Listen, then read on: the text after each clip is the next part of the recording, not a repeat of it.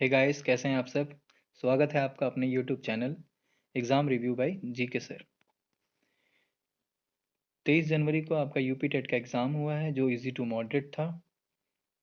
तो हम उस पेपर के जो मैथ सेक्शन है उसको कवर करेंगे।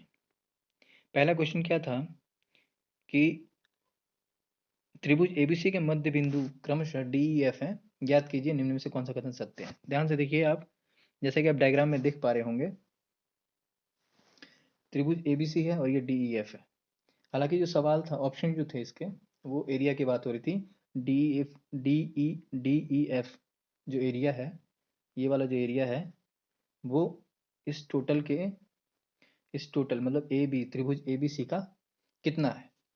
तो ध्यान समझिएगा, प्रॉपर्टी होती है ट्राइंगल की ना, कि जो तीनों भुजाएं हैं किसी भी त्रिभुज के, किसी भी त्रिभुज की जो तीनों भुजाएं होती हैं उसके मध्य बिंदु को आपस में अगर मिलाया जाए, ठीक है, तो जितना भी आपका एरिया बनेगा, देखिए आप ध्यान से देखिए कितना एरिया बन रहा है। एक ये बन रहा है, एक ये बन रहा है, एक ये बन रहा है, एक ये बन रहा है। तो अगर बात करें डी ई एफ का एरिया कितना है, तो हम कहते हैं 1 यूनिट है।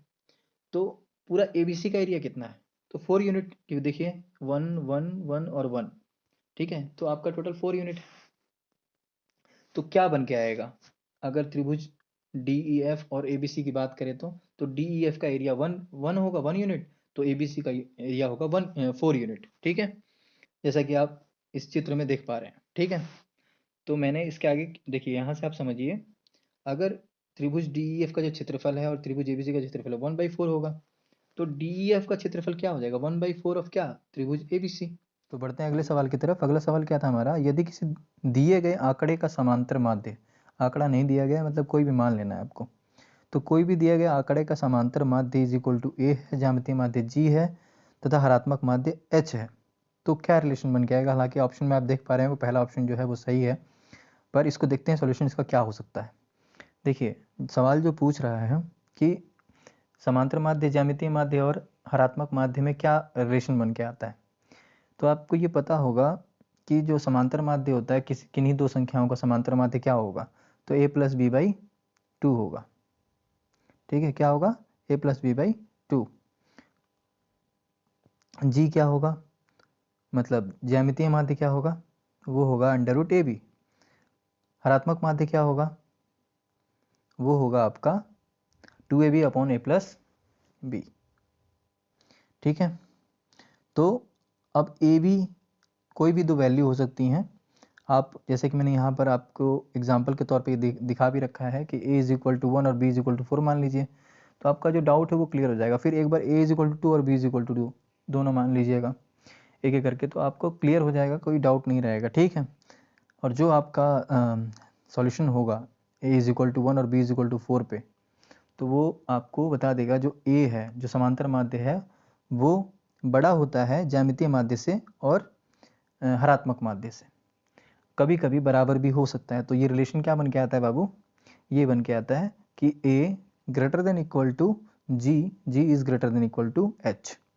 ओके, बढ़ते हैं अपने अगले सवाल पर। अगला सवाल है हमारा, यदि दो संख्याओं का अंतर तथा गुणनफल क्रमशः 5 तथा 36 हो तो उनके व्युत्क्रमों का अंतर क्या होगा, ठीक है। जैसा कि आप देख पा रहे हैं कि दो संख्याओं का अंतर दिया हुआ है। अब हम ये तो जानते नहीं कि a बड़ा है कि b बड़ा है, ठीक है, तो आप a माइनस बी कह लीजिए चाहे b माइनस a कहिए, कोई फर्क नहीं पड़ रहा, अंतर की बात हो रही है। ये कहीं भी नहीं बताया नहीं गया है कि a बड़ा है कि b, आपको लेट कर लेना है, कोई भी दो संख्याएं हैं उसमें से कोई भी बड़ी हो सकती है, a भी बड़ा हो सकता है, b भी बड़ा हो सकता है। अब आगे आइए, a माइनस बी क्या है, डिफरेंस है, a और b का अंतर है कितना, 5, और a इंटू बी मतलब गुणनफल दिया है 36। पूछ रहा है उनके व्युत्क्रम का योग क्या, कोई भी संख्या का व्युत्क्रम क्या होता है, उसका उल्टा, ठीक है। तो a अगर है कोई संख्या तो उसका व्युत्क्रम क्या होगा, 1/a, क्या होगा, 1/a। और b अगर कोई संख्या है तो उसका व्युत्क्रम क्या होगा, 1/b, ठीक है। तो इन्हीं के दोनों का डिफरेंस पूछ रहा है, इन दोनों संख्याओं के व्युत्क्रम का अंतर क्या होगा।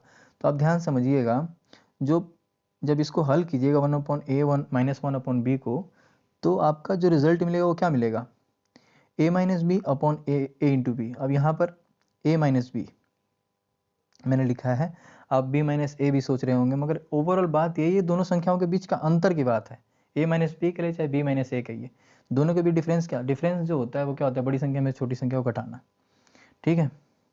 तो यहाँ पर क्या आएगा, दोनों संख्याओं का डिफरेंस बटा में दोनों संख्याओं का गुणनफल। बढ़ते हैं अपने अगले सवाल की तरफ।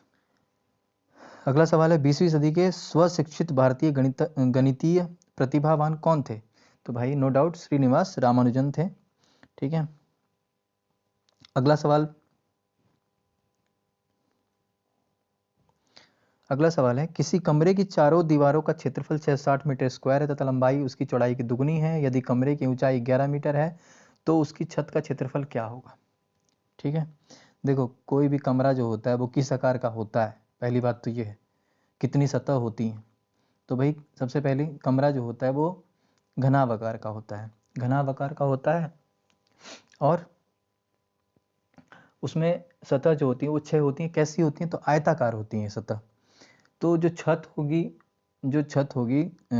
कमरे की जो छत होगी उसका क्षेत्रफल क्या हो सकता है? लंबाई गुणे चौड़ाई। यानी कि आपको क्या चाहिए? लंबाई चाहिए और चौड़ाई चाहिए। आपके पास है क्या? तो कमरे की चारों दीवारों का क्षेत्रफल है। तो हम इसकी सहायता से हम क्या करेंगे, हम कोशिश करेंगे कि हम, और कमरे की जो ऊंचाई है वो दी गई है, ना हमारे पास लंबाई है और ना ही हमारे पास चौड़ाई है, परंतु इस सूत्र की सहायता से हम लंबाई और चौड़ाई निकालने का प्रयास करेंगे। एक कंडीशन ये भी दिया गया है कि जो लंबाई है उसकी चौड़ाई की दुगनी है, ये चीज़। ठीक है, चलिए सॉल्यूशन पे आते हैं। देखिए, जो कमरे की चारों दीवारों का क्षेत्रफल होता है वो क्या होता है? 2l plus B into H. क्या होता है? 2l plus B into H, जहाँ पर l क्या है? लंबाई, b क्या है? चौड़ाई, और h क्या है? ऊंचाई। आगे बढ़ते हैं। ये दिया हुआ है कि जो लंबाई है वो चौड़ाई की दुगनी है, यानी l is equal to twice of b। ठीक है, ये आपका एक समीकरण बन जाता है। आगे ऊंचाई दे रखी है 11 मीटर। छत का क्षेत्रफल होगा क्या? देखिए यहाँ पर मैंने दिखा रखा है, छत का जो क्षेत्रफल होगा लंबाई गुणे चौड़ाई होगा। डाटा क्या दिया हुआ है? तो चारों दीवारों का क्षेत्रफल, और चारों दीवारों का क्षेत्रफल होता क्या है बाबू? 2l plus B into H, ये चीज़, और इसकी पूरी वैल्यू दी है 660 मीटर स्क्वायर। तो आप क्या कीजिए, यहाँ से जो L है, L की जगह क्या रख सकते हैं आप? Twice of B। कहाँ से? तो यहाँ पर दिए रखा है L is equal to twice of B, सवाल में ही दिया हुआ था, जो लंबाई है वो चौड़ाई का दुगना है। तो L की जगह क्या रख सकते हैं? Twice of B। अब जब इसको हल कीजिएगा आप, L की जगह ट्वाइस B और ये B, तो 2B प्लस B कितना? 3B, और 2 इंटू 11 यहाँ मैंने एक साथ कर लिया है। और जब इसको हम हल करेंगे बाएं पक्ष और दाएं पक्ष को, तो यहाँ पर 11 दूनी 22, और 22 जो है 66 को 3 बार में कटेगा, और 0 का 0, तो 3b इज इक्वल टू 30। तो b इज इक्वल टू कितना आ जाएगा? 10। b कितना आ गया? 10। और जब b 10 आ जाएगा तो क्या कीजिए, यहाँ पर वापस आइए, जो ये है l is equal to twice of b। तो जब b आपका 10 आ गया तो l ऑटोमेटिक निकल गया। कैसे? 2 दहा में 20, यानी l भी आपके पास आ गया और b भी आ गया, और हमें छत का क्षेत्रफल चाहिए। क्या चाहिए? छत का क्षेत्रफल। तो l इंटू बी करेंगे, हमारा छत का क्षेत्रफल आ जाएगा। तो बच्चों ध्यान समझना, l की जगह आप रख दीजिए 20 और b की जगह रख दीजिए 10। l इंटू बी 20 गुने 10 बराबर 200 आपका मीटर स्क्वायर में आ जाएगा क्षेत्रफल। क्लियर है? मेरे ख्याल से आपको समझ में आ रहा होगा। अगर आपको अच्छा लग रहा है तो प्लीज़ हमारे वीडियो को लाइक कीजिए। अगला सवाल है हमारा, यदि 10 की घात 3x इज इक्वल टू 125 तो 10 की घात माइनस 2x का मान क्या होगा? देखिए, इसको करने का अप्रोच आपका चाहे लॉग हो चाहे आप डायरेक्ट चाहें तो कर सकते हैं। हम लोग इसको डायरेक्ट करते हैं। कैसे? देखिए, 10 की power 3x is equal to 125। ठीक है, तो हमने क्या किया, हमने 3 को किया बाहर और x को किया 10 की पावर 10 के साथ लगा दिया। उसके बाद 125 को आप क्या लिख सकते हैं? 5 की पावर 3। अब आपको पता हो, अगर जब भी आधार एक समान होते हैं तो घातें बराबर होती हैं, और जब घातें बराबर होती हैं तो आधार समान होते हैं, बराबर के बाएं पक्ष और दाएं पक्ष में। ठीक है, ये चीज़। तो अगले स्टेप में देखिए क्या हुआ कि हमने क्या करा, जो घात बराबर है तो आधार को हमने क्या किया? बराबर कर दिया। आधार को क्या किया हमने? बराबर कर दिया। क्यों? क्योंकि घात बराबर है। अब आगे हमें निकालनी कितने की वैल्यू है? 10 की पावर माइनस 2x। तो हम क्या करते हैं, दोनों ही पक्ष में -2 से मल्टीप्लाई कर देते हैं। तो हमारा बाएं पक्ष में तो ये वैल्यू आ गई जिसकी वैल्यू हमको निकालनी है। तो दाएं पक्ष में क्या आ जाएगा, 5 की पावर -2, और 5 की पावर -2 क्या होता है, माइनस का मतलब क्या है बाबू, माइनस का मतलब ये होता है किसी भी भिन्न का अगर पावर माइनस में है तो माइनस को प्लस करने के लिए आप भिन्न को उल्टा कर दीजिए, ठीक है। तो 5 और 5, 5 के नीचे क्या है, 1 है। तो भाई किसी भी संख्या के नीचे कुछ नहीं होता तो 1 माना जाता है। तो 5 की पावर 5/1 है, तो 5/1, और माइनस को हमें क्या करना है, प्लस करना है। तो प्लस करने के लिए हमने क्या किया, इसको उल्टा कर दिया। अब 1/5 हो जाएगा और पावर क्या हो जाएगी, प्लस में। तो जो प्लस में पावर हो गई है 2, तो 1 की पावर 2, तो 1 की पावर 2 तो वही सेम रह जाएगा, मगर 5 की पावर जब 2 होगा तो वो कितना हो जाएगा बाबू, 25 हो जाएगा। तो हमारा जो फाइनली आंसर बन के आ रहा है वो क्या बन के आ रहा है, 1/25। यानी इसको अगला सवाल है हमारा कि 16,075 को किसी संख्या से भाग देने पर भागफल 167 तथा शेषफल 43 प्राप्त होता है, तो भाजक क्या होगा। सूत्र है भाज्य बराबर भाजक गुणे भागफल प्लस शेषफल। भाज्य दिया हुआ है, भागफल दिया हुआ है, शेषफल दिया हुआ है, सिर्फ भाजक पूछ रहा है। तो देखिए आप इस सूत्र का इस्तेमाल कर सकते हैं, भाज्य बराबर भाजक गुणे भागफल प्लस शेषफल, ये वाला सूत्र आप इस्तेमाल कर सकते हैं। यहाँ पर भाज्य दिया गया है, भागफल दिया गया है, शेषफल दिया गया है और भाजक नहीं दिया गया है। तो जो भाजक नहीं दिया गया है वहाँ पर आप कुछ भी मान सकते हैं, XYZ कुछ भी। और जब भी ऐसा सवाल आता है तो इन चारों चीज़ में भाज्य, भाजक, भागफल और शेष में से 4 में से 3 को वैल्यू आपको देगा, चौथी वैल्यू पूछता है। इजी क्वेश्चन है ये, तो सबका सही हुआ होगा मेरे ख्याल से। बढ़ते हैं अगले सवाल पे। हालांकि इसका आंसर क्या हो जाएगा, इसका आंसर होगा आपका 96। क्वेश्चन नंबर 97 का आंसर 96 सही है। देखिए अगला जो सवाल है क्या बोल रहा है, 50 से छोटे धन पूर्णांकों में अभाज्यों की संख्या बताइए। अभाज्य संख्या में क्या होता है, 2 ही गुणनखंड होने चाहिए, एक तो 1 और दूसरा वो खुद। ऐसी संख्याएं सभी अभाज्य संख्याएं होती हैं जिसको जो संख्या केवल खुद से कटे और 1 से कटे। तो 1 जो है हमारी अभाज्य संख्या नहीं होती है, ठीक है, याद रखिएगा। मैंने क्या किया है, 1 से लेकर 100 तक जितनी अभाज्य संख्या है उसको लिख दिया है नंबर में, और आप लोग को याद भी रखना है इसको, 44, 22, 322, 321, ठीक है। आप क्या कीजिए, आप इसको जोड़ सकते हैं। जोड़ने पर क्या आता है, 100 तक आपका टोटल आता है 25 अभाज्य संख्याएं होती है, और 50 तक में जोड़िएगा तो आएगा कितना, 15 होती हैं। और 25 तक में कितने, 1 से 25 तक में 9 होती हैं, ठीक है। वैसे 1 से 25 तक आप लिख करके भी जोड़ सकते हैं। तो मतलब मेनली आपको याद रखना है 100 तक कितनी होती हैं, 25, और 1 से 50 तक कितनी होती है, 15। और ये सभी जो है वो 10-10 के अंतराल पे हैं, मतलब 1 से 10 तक 4, 1 से 11 से 20 तक 4, 21 से 30 तक 2, फिर 31 से 40 तक 2, इस तरीके से आगे बढ़ते जाइए। 10-10 के अंतराल पर ये मैंने लिख रखा है, ठीक है। अब देखिए सवाल ये भी पूछ सकता है इसमें कि 40 से 70 के बीच में कितनी अभाज्य संख्या है। तो आप क्या कर सकते हैं इसके लिए, देखिए 40 से 70 पूछ रहा है, 4 छोड़ दीजिए आप, पहला, दूसरा, तीसरा, चौथा, इनको हटा दीजिए। और 40 से 70 पूछ रहा है ना, तो 5वां, 6ठा और 7वां, इन तीनों को जोड़ दिए, 3 2 5 2 7। 40 से 70 पूछेगा तो अगर पूछता है कि 30 से 80 के बीच में बताइए, तो 30 तक जिससे पूछ रहा है ना उतना छोड़ दीजिएगा। 30 से पूछ रहा है ना तो 3 को छोड़ दीजिए, 40 से पूछेगा 4 को छोड़ दीजिएगा, 50 से पूछेगा तो 5 को छोड़ दीजिएगा। मैंने क्या बोला, 30 से 80 के बीच में बताइए। 30 से 80 के बीच में क्या होगा, देखिए पहला, दूसरा, तीसरा छोड़ दीजिए, बचा क्या, 40, 50, 60, 70, 80, जोड़ दीजिए, 2 3 5 2 7 2 9 3 12। तो इस तरीके से भी सवाल आ सकते हैं आपके। हालांकि यहाँ पर पूछा क्या गया था, 1 से 50 तक में कितनी अभाज्य संख्या है, तो बाबू याद रखिएगा कितनी होती हैं, 15। कितनी होती है बाबू, 15 होती हैं। और 100 तक में कितनी होती हैं, 25। बढ़ते हैं अगले सवाल पे। अगला जो सवाल है वो थोड़ा लॉजिकल क्वेश्चन है, देखिए ध्यान से। क्या बोल रहा है कि 2 संख्याओं में से बड़ी संख्या का दुगना, जो बड़ी संख्या है, 2 संख्याएं हैं, इनमें से जो बड़ी संख्या है, बड़ी संख्या का जो दुगना है वह छोटी बड़ी संख्या का जो दुगना है वह छोटी संख्या के 5 गुने से 3 ज़्यादा होना चाहिए।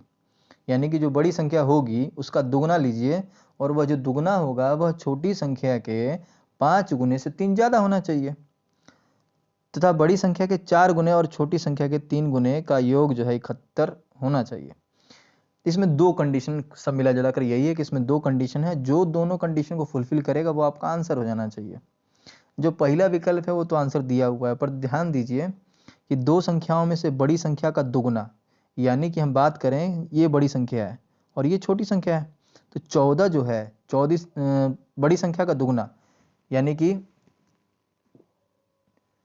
14 दूनी यानी कि 14 दूनी 28। जो बड़ी संख्या है वो क्या निकल के आई, बड़ी संख्या का दुगना क्या हुआ 28। तो 28 जो है वो छोटी संख्या के 5 गुने से 3 ज्यादा है। तो छोटी संख्या है कितनी 5, तो इसका 5 छोटी संख्या का 5 गुना होगा कितना 50 25। अब 25 से 3 ज्यादा होना चाहिए, तो भाई 25 से 3 जोड़े तो कितना हो गया टोटल 28 हुआ। तो भाई ठीक है, तो बड़ी संख्या का जो दुगना है वह छोटी संख्या के 5 गुने, छोटी संख्या के 5 गुने से 3 ज्यादा है।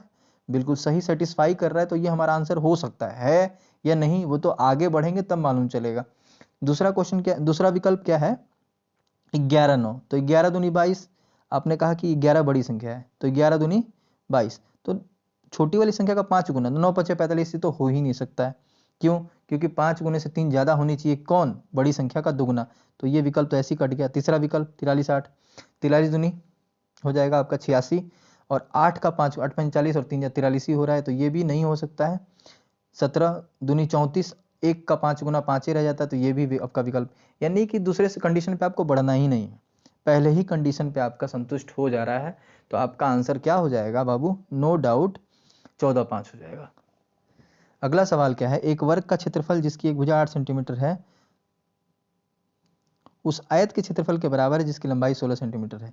यानी वर्ग का क्षेत्रफल और आयत का क्षेत्रफल बराबर कह रहा है। वर्ग का क्षेत्रफल क्या होता है बाबू, भुजा का स्क्वायर। एक मिनट, वर्ग का क्षेत्रफल क्या होता है ए स्क्वायर, और आयत का क्षेत्रफल क्या होता है एल इंटू बी, और दोनों बराबर है, तो A square is equal to L into B. और देखिए ए का वैल्यू दिया गया 8, तो 8 8 कितना हो जाएगा 64, और ये कितना हो जाएगा क्षेत्र जिस लंबाई दे रखी है 16, तो भाई क्या कीजिए 64 बराबर एल इंटू बी, और एल की वैल्यू दी गई है कितनी 16। तो भाई 16 इसको क्या करेगा, काटेगा कितने बार में 4, यानी बी इज इक्वल टू कितना आ गया 4, और वही पूछ रहा है आयत की चौड़ाई कितनी, बी क्या है चौड़ाई है। तो आंसर क्या हो जाएगा बाबू, नो डाउट 4 सेंटीमीटर। ठीक है, अगले सवाल पे आते हैं। ये तो सवाल बहुत ही ईजी है, बस आपको जब आप रेशियो पढ़िएगा, अनुपात समानुपात पढ़िएगा, तो उसमें ये क्वेश्चन का कॉन्सेप्ट है, इसमें 3 4 तरीके से क्वेश्चन पूछ सकता है। तो हालांकि इसका हम बता देते हैं किस तरीके से ये होगा। a/3 is equal to b/4 is equal to c/7। बाबू a का जो मान होगा ना वो ये हो जाएगा 3, और b का मान हो जाएगा 4, और c का मान हो जाएगा 7। ठीक है, अब देखिए जहाँ पर a है वहाँ 3 रख दीजिए, b है 4 रख दीजिए, c जो है वहाँ 7 रख दीजिए। जब भी इस फॉर्म में आपका सवाल रहेगा तब की बात हम कर रहे हैं, कहीं भी आपको नहीं कर देना है, जब भी आपका इस फॉर्म में रहेगा तभी करना है आपको। ठीक है, और एक चीज़ ये भी दिया रहता है कि ये ना दे करके ये भी दे सकता है कि 2a is equal to 3b is equal to 4c। उस कंडीशन में क्या होता है ध्यान दीजिएगा, ये चीज़ इस तरीके से ही पूछ सकता है। तब ये a प्लस बी प्लस सी पूछे, बटा में c का मान पूछेगा तो कैसे निकालिएगा, देखिए तब a का जो मान होगा वो 2 नहीं रखिएगा, a का जो मान होगा इसको आप छोड़ दीजिए, इन दोनों की गुणा कर दिए, 3 चौके 12, a का मान क्या हो जाएगा 12, b का मान क्या हो जाएगा, अब b वाला छोड़ दीजिए 3 को, तो इन जो रहे b को छोड़कर जो बचा है उसको गुणा कर, 4 दूनी 8।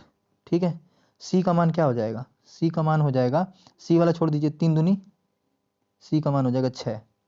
अब ये देखिए तीनों कटने वाला है, तो इनको डिवाइड कर दीजिएगा, 2a is equal to 3b is equal to 4c है, तो a ratio b ratio c जो आया था, a का मान आया था 12, a को छोड़ दीजिए, इन दोनों के मल्टीप्लाई 3 चौक 12, b का मान क्या आ जाएगा, b का छोड़ दीजिए, ac को गुणा कर दीजिए 4 दूनी 8, और c का जब कहेगा तो c का छोड़ करके ए बी का मल्टीप्लाई कर दीजिए, 3 दूनी 6, और जब रेशियो निकालिएगा तो क्या बन के आएगा 6 4 3 का, तो जो रेशियो बन के आएगा वो क्या बन के आएगा 6/4/3। तो इस तरीके से आप ऐसे क्वेश्चंस को हल कर सकते हैं। हालांकि इसमें आपको नहीं करना है, इसमें तो ये इजी कर दिया है कि a का नीचे वाला a का मान हो जाता है, b का नीचे वाला b का मान, और c के नीचे वाला c का मान डायरेक्टली पुट कीजिए। तो a plus B plus C by C पूछा है, तो a का मान जो है नीचे 3 वो रख दीजिए 3, b का मान 4, c का मान 7, 3 4 7 7 14/7, 14/7 कितने बार में कटेगा 2 बार में कटेगा, ये आपका आंसर हो जाएगा। ठीक है।